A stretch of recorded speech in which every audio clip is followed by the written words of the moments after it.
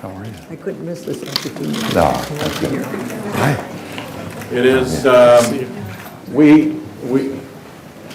we often have important guests for Energy and Environment Day, but today we've got the top ever and first vice president to come. And I want to, it's such a great honor for me to be able to present to this wonderful group of Rhode Island energy and environment leaders, Vice President Gore. Not a whole lot of folks have won a Nobel Prize. Not a whole lot of folks have won an Oscar. I think only one has done both. He is also, as the Vice President for Bill Clinton, led one of the most successful administrations of the United States ever that led to a sustained period of economic growth, job growth, deficit reduction. They have one of the best records of governance of any president, and many of us long for those days. And the leadership that he showed on so many issues has been vital, but none more than the issue that brings us together as energy and environment leaders, and that is the issue of climate change. From his early work publishing Earth in the Balance to the famous report presentation that he gave, probably the most significant PowerPoint in the history of the planet so far. He has really been an extraordinarily courageous leader. He has been scorned and vilified and heaped with abuse as a result, and he does not care. He knows that he's right. He keeps going. He cares a little, but it has not deterred him from doing the right thing. So please give a very warm Rhode Island welcome to former Vice President Al Gore. Thank you very much. Thank you very much. Thank you. Thank you very much. Thank you very much, ladies and gentlemen. I'm so proud to be here, and thank you. That was an over-the-top introduction. I would have come here just to hear that. But I see many friends in the room. I enjoyed the many occasions I had the opportunity to campaign in Rhode Island, and thank you for supporting me back in the day. But on this occasion, I want to thank Senator Whitehouse. I want to acknowledge Dr. Sandra Whitehouse, another leading environmentalist, and it's great to be with you as well.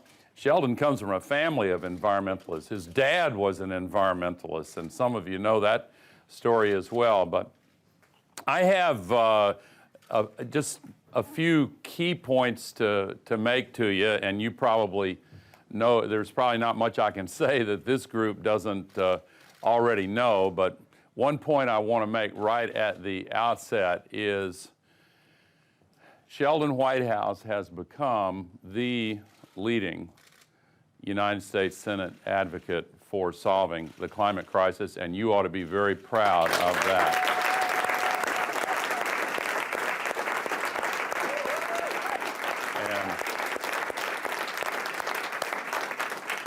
I don't come to Washington that much anymore. I'm a recovering politician. I'm on about step 9. But when Sheldon called me and asked me if I would do this event, I readily agreed and moved my schedule around to do it because I personally am deeply grateful for the leadership he's been showing, making a terrific and powerful speech every week, organizing his colleagues who want to be a part of this core effort, reaching out to the NGO community, the business community, all of the communities that are affected by this, and of course, most importantly, to all of you. So I do want to brag on him, but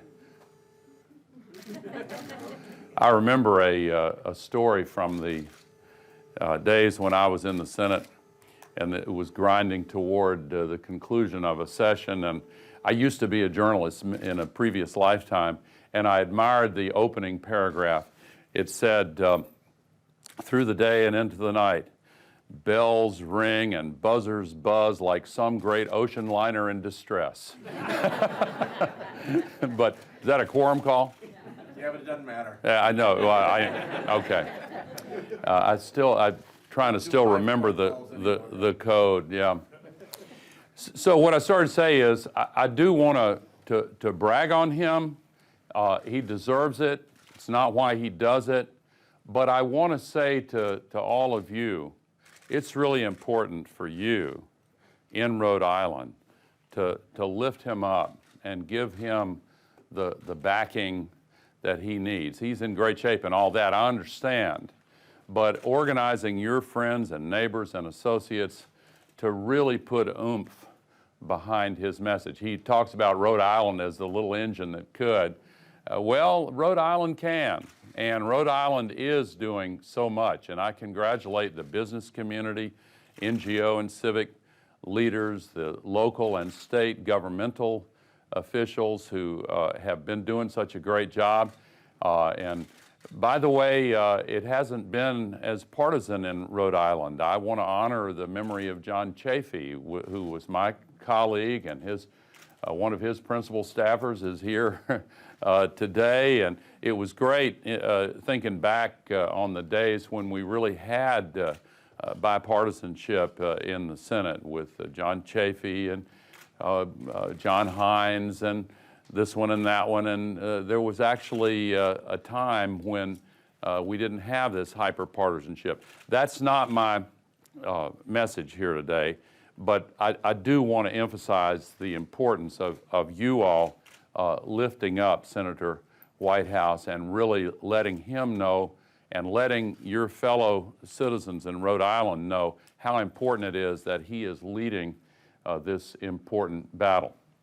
Now, there's good news and bad news about climate, and often you hear the emphasis on the bad news, and of course Rhode Island has had its store of that with Superstorm Sandy, and just 1 year earlier Hurricane Irene, and many have noted the irony of a 100 or 500 year event happening every few years, and you've had sea level rise that is much more rapid than in the world on average. Most people think that sea level is the same everywhere in the world, but the geology of the tectonic plates and the temperature of the ocean waters and the wind currents, all that comes together to make the Chesapeake Bay and the Mid-Atlantic states have a much higher than normal sea level rise.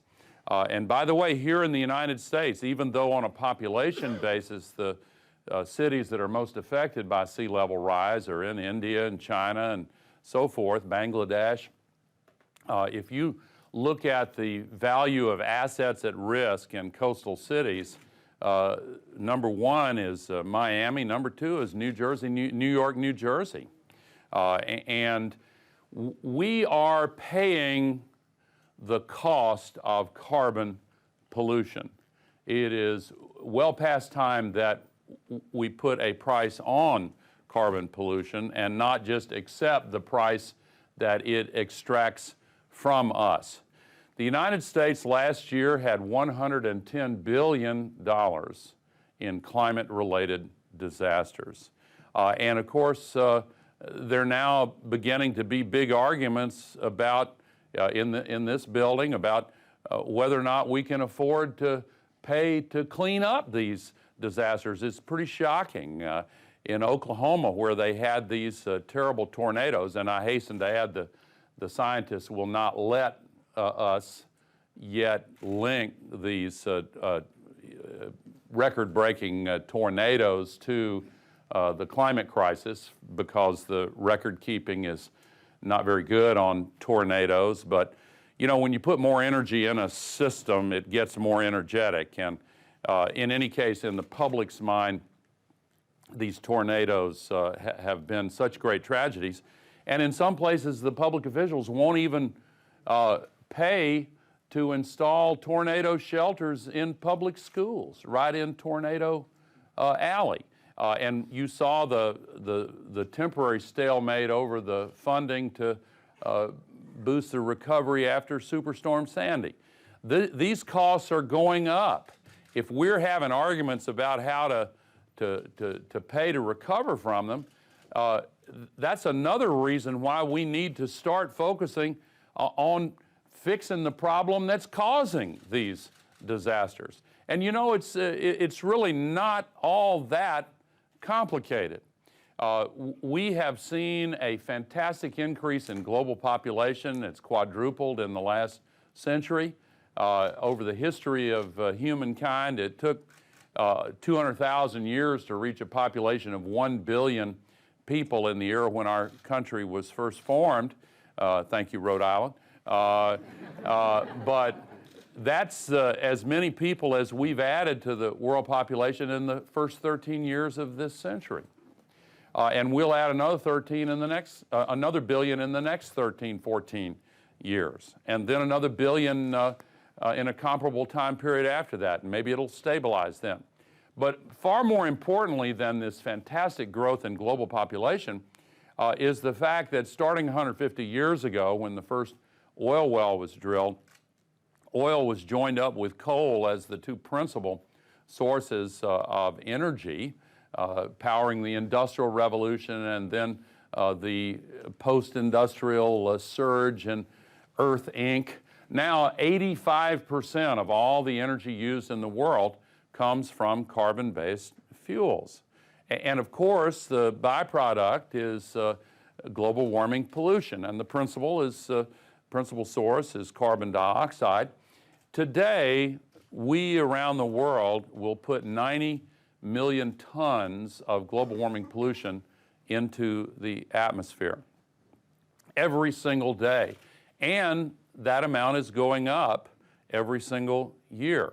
We just crossed 400 parts per million in the atmosphere, and that compares with 280 parts per million before this big industrialization surge began. And nobody intended this. Nobody knew that this was going to be a consequence of burning all these carbon-based fuels.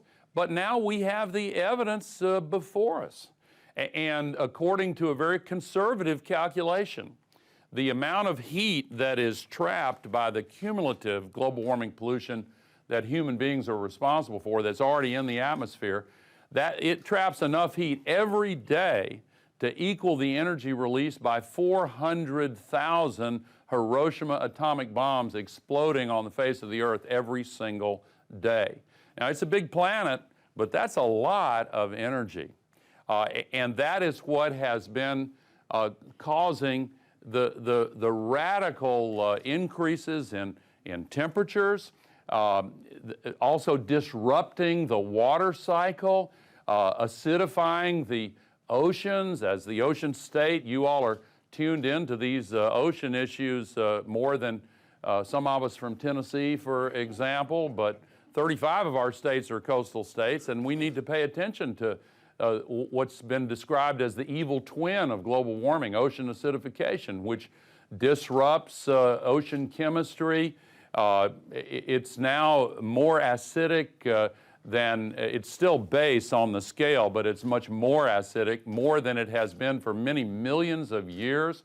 This disrupts the process by which shells are formed, not only for shellfish, but also for the little critters, the zooplankton, the little tiny critters at the base of the ocean food chain. They have these little thin shells. That's being disrupted now. And of course, the ocean temperature increase also drives stronger storms coming off the ocean. That's convection energy that makes those storms go. At the time when Superstorm Sandy, which of course was a combination of that hurricane and tropical storm and the nor'easter, you all know the story extremely well, but at the time that hit Rhode Island, the temperatures off the coast were 9 degrees Fahrenheit in the ocean. The ocean temperature were 9 degrees Fahrenheit above normal, above the average. And that makes these winds much stronger. It also means that from the oceans, much more water vapor is evaporated into the sky. That's one of the ways the water cycle is disrupted. There is now 30%, in the last 30 years, there has been a 4 to 5% increase in the amount of water vapor in the sky above the oceans. And when these ocean storms bring that moisture into the land, it funnels that moisture toward the places where the storm conditions release a downpour. And 4% may not sound like much, but you know, if you have a bathtub filled with water and you open the drain, the water going down the drain doesn't come just from the part of the tub directly above the drain. That's just common sense. And the same thing is true of these great basins of water vapor in the sky. When that storm comes in over Rhode Island, it often reaches out 2,000 kilometers to funnel all that, the water vapor in that huge volume of sky toward the downpour. That's why we have these big downpours all over the world. Southern Germany today is experiencing a 500-year flood. 3 years ago, my home city of Nashville, thousands of my neighbors lost their homes and businesses, and none of them had flood insurance because it had never ever flooded in the areas affected. It was a once-in-a-thousand-year event. Well, why? Because we've changed these conditions so radically. Pakistan had 20 million people displaced from their homes in 2010. In that record of flood, nothing like that had ever been experienced there before. Yesterday, it was 124 degrees Fahrenheit in Pakistan. Last year was the hottest year in the United States ever recorded. 61% of the country was in a deep drought. Why? Because the same change in global temperatures that evaporates all that water off the oceans into the sky, powering these downpours and floods, also sucks the soil moisture out of the land and creates these unusually deep and long-lasting droughts. I'll be in Turkey this weekend. I think I will. Training 800 people from 91 countries to give a new version of my slideshow in their home countries. Well, the environmental organization that I'm partnering with over there is based in Budapest, Hungary. They lost all their internet and communications because of the record flooding of Budapest and Hungary and Germany I mentioned. And Turkey is an example of a country that has huge effects. You know, all over the world, these droughts and floods and big storms and sea level rise threaten the viability of self-governance in some of these countries that are kind of struggling anyway. Turkey's been seen to be doing well. But what's its problem? It has a boom based on debt. It has one of the highest balance of payments deficits in the whole world. Why? Because it imports all its oil. It's totally dependent on imported oil. Well, you know, we're going from one paradigm to another. This era in which we have depended on carbon-based fuels is coming to an end. As the former oil minister in Saudi Arabia said many years ago, the Stone Age didn't end because of a shortage of stones. And the age of carbon-based fuels is not going to end because of a shortage of carbon-based fuels. But we're going to go to something better. And that's where the good news comes in. And I know that many of you here have been a part of developing solar and wind and energy efficiency and other new sources of renewable energy. And by the way, congratulations to Rhode Island. One of the things this little engine that can has done is to bring all the stakeholders together in a very intelligent way and move quickly. You know, there's an old Native American saying that if you want to go if you want to go quickly, go alone. If you want to go far, go together. We have to go far quickly. And that's what you're doing by getting your act together and figuring out the problems and the points of opposition in advance and getting people to work together. And it's the kind of leadership that Senator Whitehouse is demonstrating and providing here in the United States Senate. Now, here is more of the good news. I was out in Silicon Valley yesterday at the Apple new developers conference and so forth. All this excitement over computers and smartphones and tablets and all that, you know, at the base of that is Moore's Law, and you know what that is. Of course, the cost of computer chips has been cut in half every 18 to 24 months for several decades now. It's just unbelievable. Well, something similar to that is now beginning to happen with photovoltaic energy, and to a slightly lesser extent with wind energy. And the cost is coming down relentlessly and very significantly. And in many parts of the world, the cost of producing electricity from renewables is now cheaper than the cost of electricity from coal. It's far from that way everywhere, for sure, but the continuing decline in these costs is really, really significant. In 2010, for the first time in world history, the aggregate global investment in renewable energy exceeded the global investment in fossil fuel energy. Now, in 2011, 2012, those lines crossed back, but this is inevitable. It is coming. And you may remember, some of the older timers here, when mobile phones first came out. I remember I was on Capitol Hill here, and I went over to a buddy's house, former Congressman Tom Downey, and I had one of those bricks, you know, and it was so, and I was talking to him on the phone, knocked on his door, and he opened the door. What? What? You know, it was like, oh man, I thought I was so cool having that thing. I look at a picture now of how clunky that thing is. Oh, please don't publish that. But at that time, they made predictions in the industry and the national economic projections around the world of how quickly mobile phone technology would proliferate and spread around the world. Those predictions were not only off, they were way off. And you go back 5 years and 10 years, or even 3 years, and you look at the predictions of how quickly solar energy and wind energy will proliferate around the world in exactly the same way for some of the same reasons. Those predictions were not only off, they were way off. And so we are on the cusp of a fantastic revolution that is going to make a lot of things better.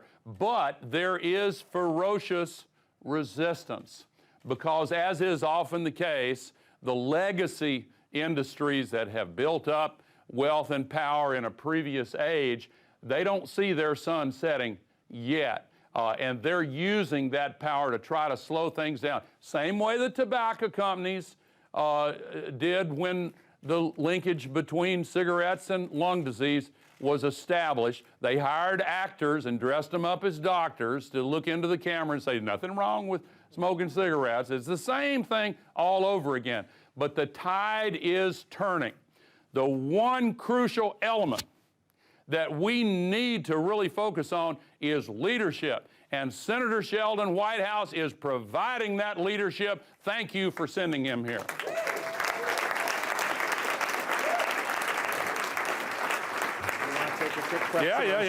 Yeah. Great. We'll take one quick. I want to. Go ahead.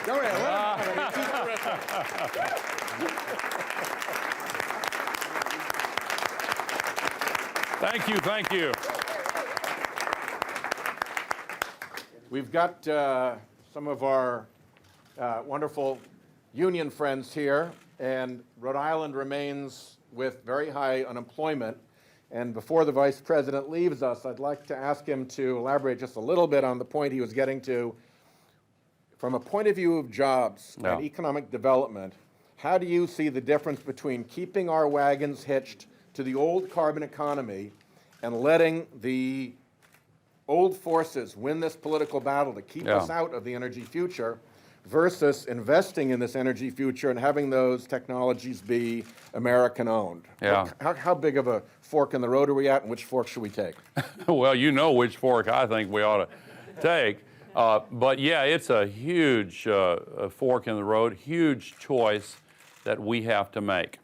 And if we mobilize the way we should, if we put a price on carbon and get the signals correct in the economy, then we're going to put many millions of people to work installing the solar, installing the wind, reconfiguring buildings with more insulation. We can save 90% of the energy being used in most buildings. 25 to 30% of all the global warming pollution in the world comes from poorly insulated, poorly constructed buildings. The retrofitting of our buildings and our infrastructure, that's the way to create jobs, and the installation of the renewable energy systems. You know, it's probably a bad analogy because it's, like a lot of analogies, very inexact, but the economic historians remind us that even though we give FDR and the New Deal the credit for ending the Great Depression, what really ended it was World War II, when we mobilized for a great national effort in which the survival of our country and our values was deemed to be at stake. And when we decided to act, then we put people to work and the economy started booming like never before. Well, this time the threat is different, and it doesn't trigger the ancient reflexes we inherited from our ancestors when they were attacked by other humans with weapons, but it is nonetheless a threat to our survival. This stuff is no joke. You know, we're seeing the acceleration of this, and if we can get across the political tipping point, thanks to Sheldon's leadership and thanks to your involvement in these efforts, then we can make a decision to once again have the United States of America lead the world. If we as a nation make a commitment to mobilizing to solve this crisis, there's no doubt we can solve it. And there's no doubt that when we start solving it, we're going to create jobs. And lots and lots and lots of them. And we're going to give young people hope and optimism.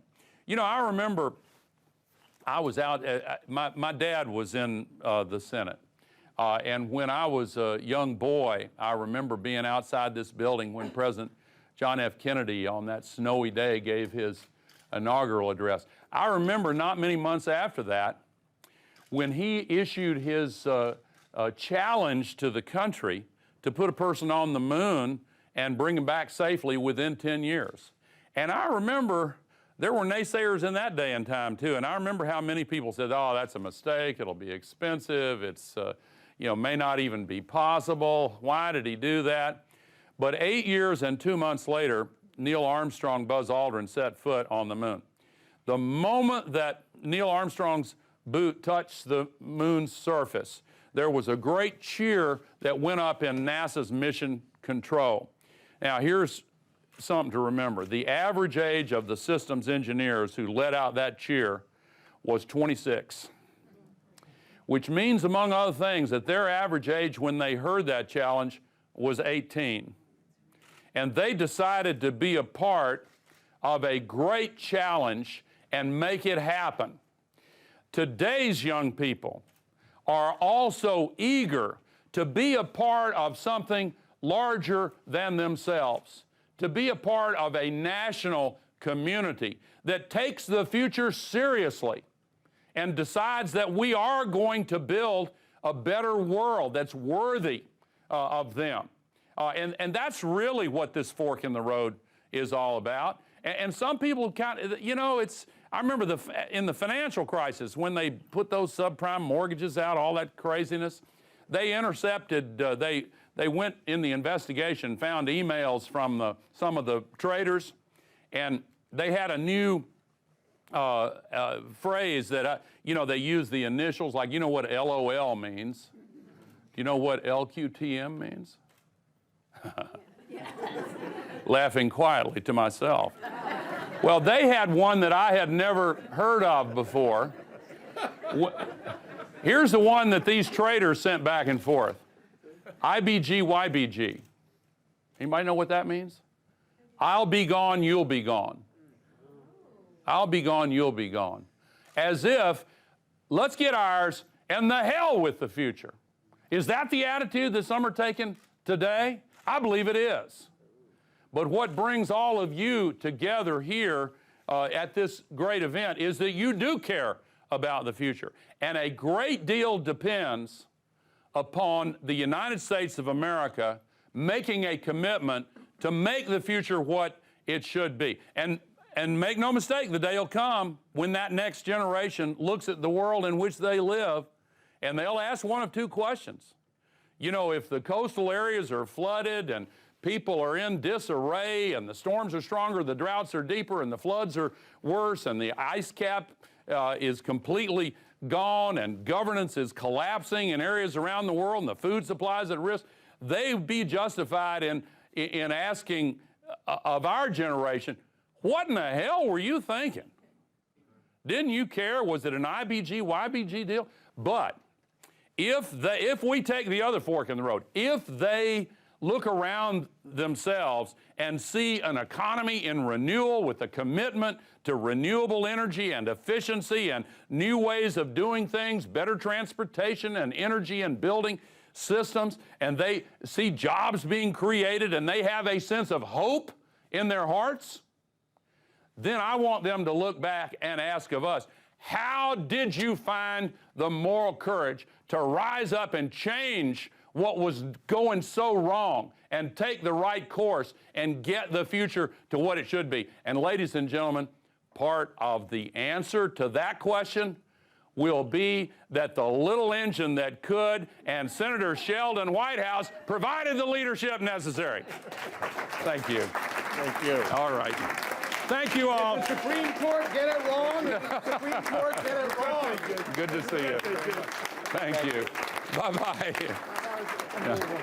Thank you, dear. Thank you. Good to see you, Paul. That was inspirational.